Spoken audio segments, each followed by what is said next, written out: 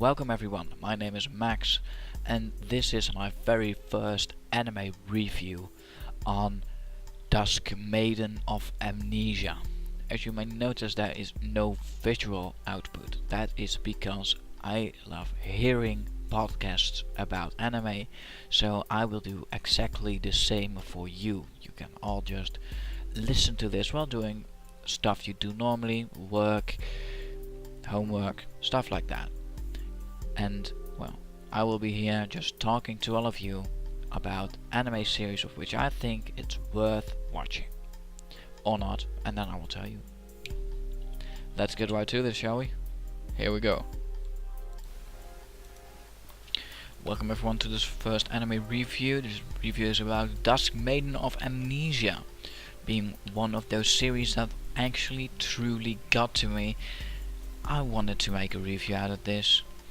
Anyway, we start with the characters of this series, this harem fantasy mystery romance supernatural series, as Wikipedia describes it so lovely. Anyway, we start with Nia, who is the main protagonist, and well, he can see a ghost named Yuko Kanoe.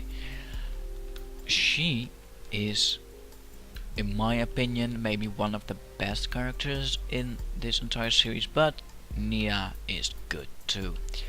Nia is, in a sense, one of those normal guys. He can see a ghost and he loves her, but that's fairly obvious in the beginning of the series.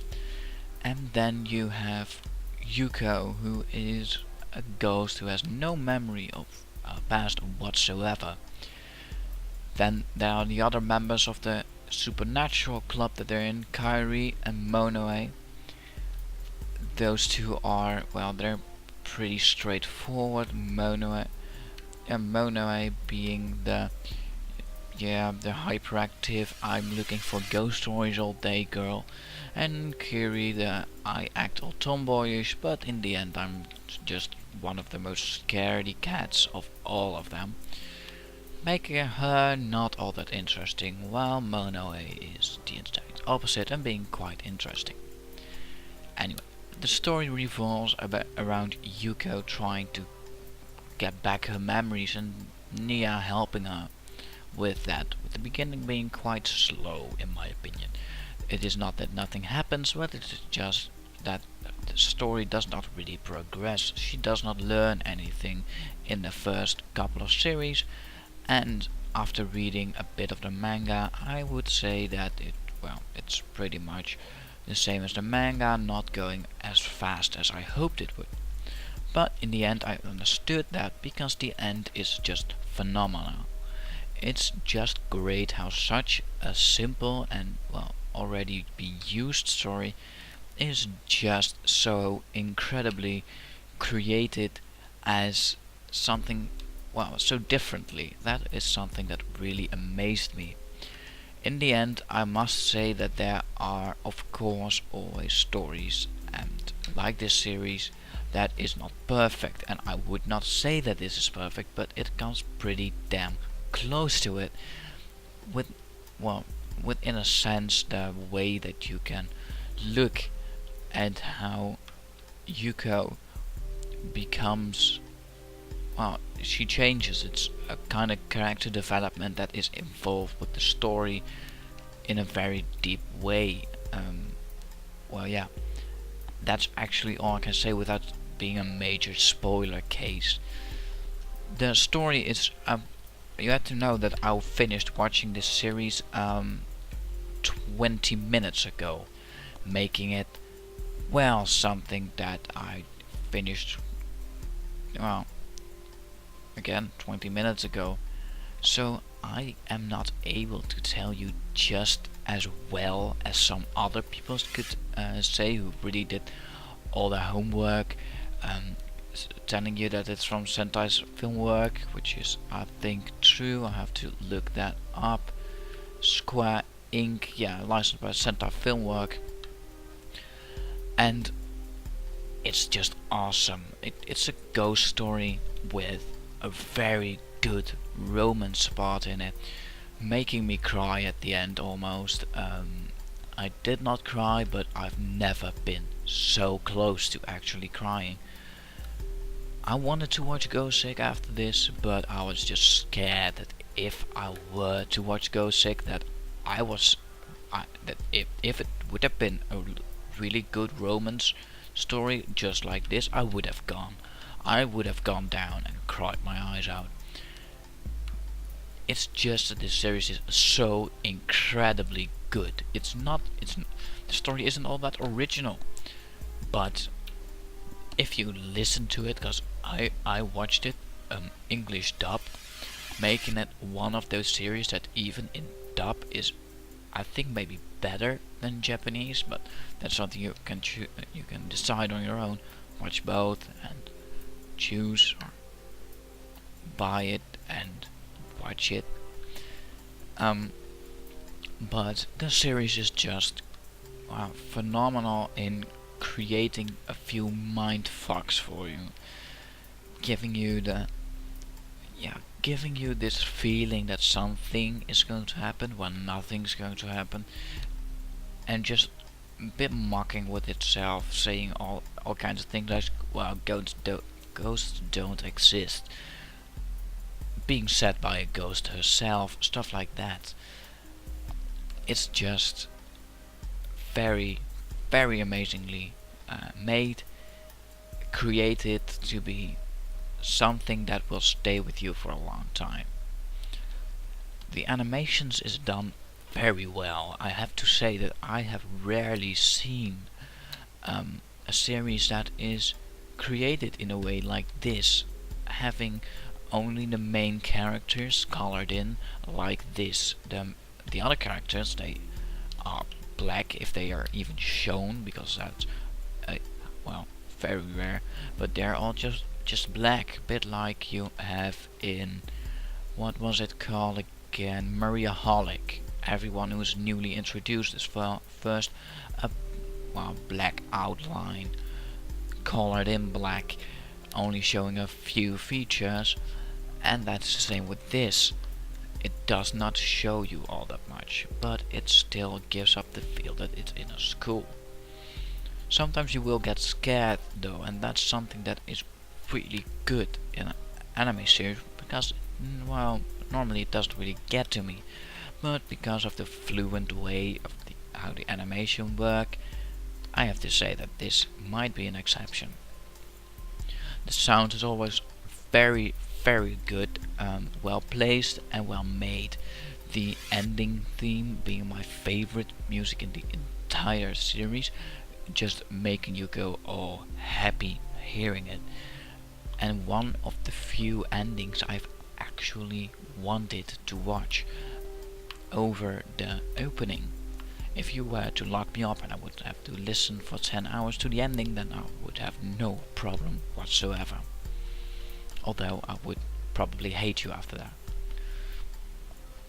The manga of this story was released in, well, monthly Kenyan Joker, yeah, and it has 9 volumes as of now, and I have to say that I've read a few of them. I don't naturally own them.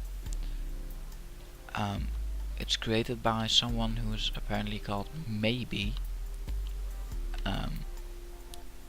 Well, maybe you did a very good job with that. The soundtrack is amazing. Again, I can't stop about the soundtrack. It's just great. I normally don't recognize that kind of stuff, but it's there, it's amazing, and it's very good. It just blows your mind, really. It blows your mind. I know that some of you are now wondering why I do not show you parts of the story, because if I were to show you stuff, then you would most likely get spoiled. I would find that very, very sad, because I don't like being spoiled all that much. So you can just listen to my voice while I say this. I might edit that in the beginning, so excuse me if this is something that you've already heard. I will always always remember this series. Not because of the animation, which was done great, not because of the soundtrack, which was also great, not because of the characters, which were amazing, and not even for the story, which was also very good, but because of the fact that it got me so good. The combination, the timing, the dub, had to be said, the dub. I mean, Nia is done by Clint Bigman. Yuko Konoe is done by Emily Neves.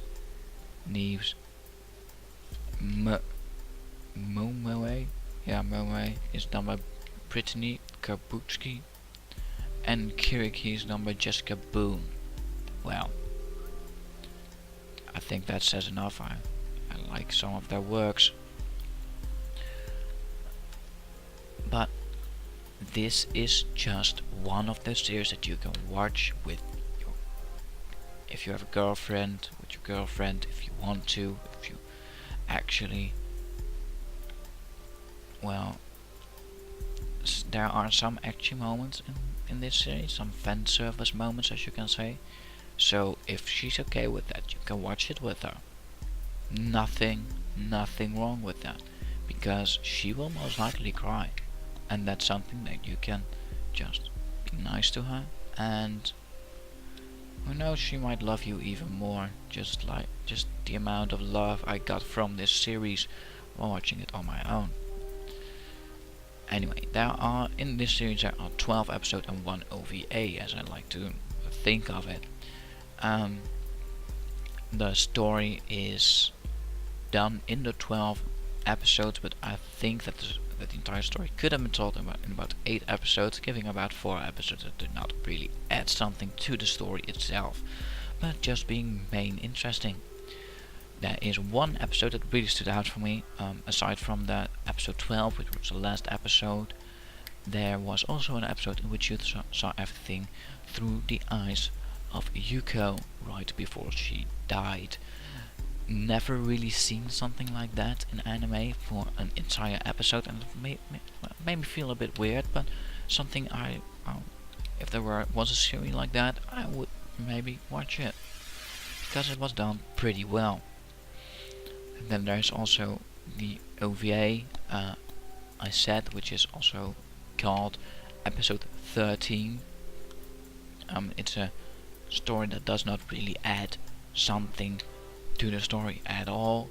It's just something that got released, I think, with the DVD, and didn't really make much sense to me in a way that I knew what was going on, but well, if I didn't see it, I didn't miss it, really. It's not something that I was like, oh, wow, no, the OVA was good, but not something worth mentioning at all. So yeah, well, I will say that as a sort of final verdict, I would say watch it. If you're able to buy it, maybe read the manga too, because that's one hell of a manga. And if you want to watch it, then watch it. If you're, in my opinion, watch the dub, because the dub is done great. There is a lack of subtitles with screen text, which is something that is very annoying. But you will get over that hearing the voice of Nia, and I mean, I'm a guy and I like his voice, but too bad Yuka has a very cute voice too. So buy it, otherwise watch it, at least watch it. Well then, and that was the end of my first anime review. Well, I hope all of you enjoyed this, and maybe even watch the series, because that is seriously worth it. If you think that you want something like this, but you have already seen the series, then I can personally recommend you to watch Go Sick, a series I have not seen myself yet, but yeah, I think it's pretty damn close to this, not being the romantic story. For that you could always go to Sankaria, being a story about a zombie girl love. So that is my last thing I will say to you this week. I will try to be back next week with another series, and I will say see you all later.